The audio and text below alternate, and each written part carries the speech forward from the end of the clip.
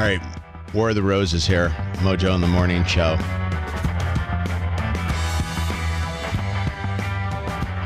Comments from the listeners. Colette, hi, what are you thinking? If he was just a friend, I don't know why she would assume he would send her a bouquet of flowers. That's what I said. Mm-hmm. I know. Makes no sense. Right. And some people said we should have stopped right after she said Mike's name and then just ended it right there. Do you think we should have? No, I think that was a perfect time to know who's deeper into, because obviously she's going to say her husband's name first because that's the first assumption. But the thing that's deeper than that is who's behind the husband. So I think it was a perfect setup. Daniel, what's going on? It's Mojo in the Morning. Hey, what's going on, guys? Hi, how are you? War of the Roses. Hey, I think she wanted to get caught. Really? Why do you say that? I think it was just her way out. You know, what best friend is going to tell on her, you know, that she's dating somebody else or seeing somebody else on the side, you know? And he's hearing it long enough, and, you know, he's going to find suspicions about it. And that way she just has to break it off, you know? Puts it all on him. Interesting theory.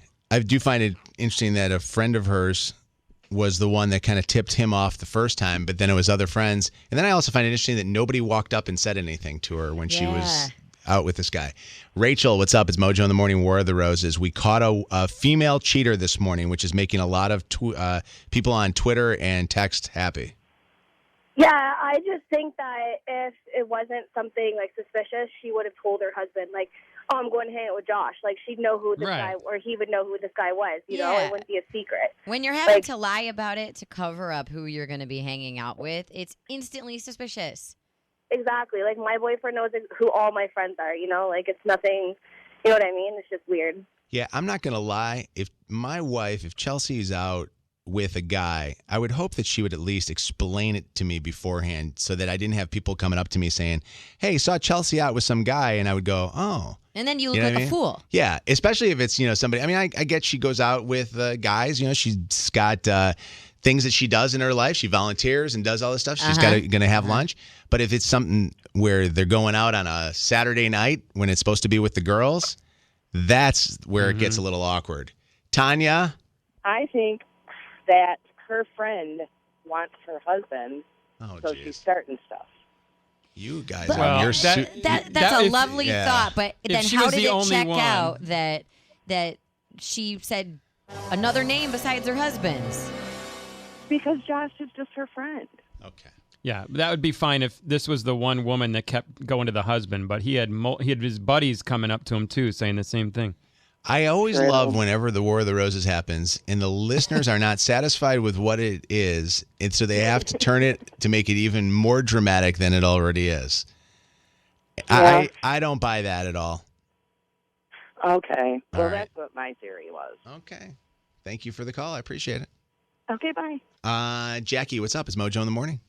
Yeah, my ex did the same thing. You were worried about people who, you know, their friends didn't go up to them and say anything. Like, why are you with this guy instead of with your husband? What did your ex do? But he was cheating on me, and he'd be out with his girlfriend, and nobody said anything to him. Like, hello, he went out with his friends. I guess it's deer in headlights, and people don't know, well, not in your husband's case, but some people just don't know how to react. They're not sure what to do. Well, the other thing, too, is that the guys that are doing this, like your husband doing this thing, the other guys don't want to get involved. They don't want to have to get messy, you know? Exactly, and that's what people had said to me. I'm like, well, why wouldn't you have said something? And they just said, well, I didn't want to it's not my business. But they did tell you, though? But they did tell you after after it was all out in the open, it sounds like they told her. Yeah, after it was out in the open, then I found out so-and-so saw him and so-and-so saw him, so. Yeah, that's a bummer. All right, well, thank you for the call. I appreciate it. No problem. Chris?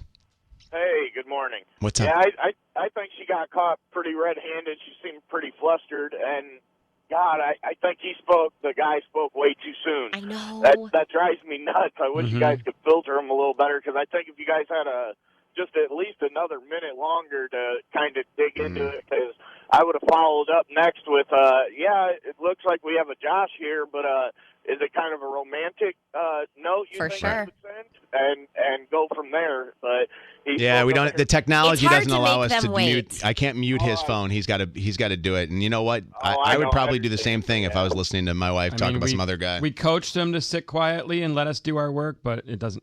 Passions and emotions run. Hi, Lisa. Hi, she's a hoe. She's a hoe. Yeah, she's a cheater. All right. Well, thank you.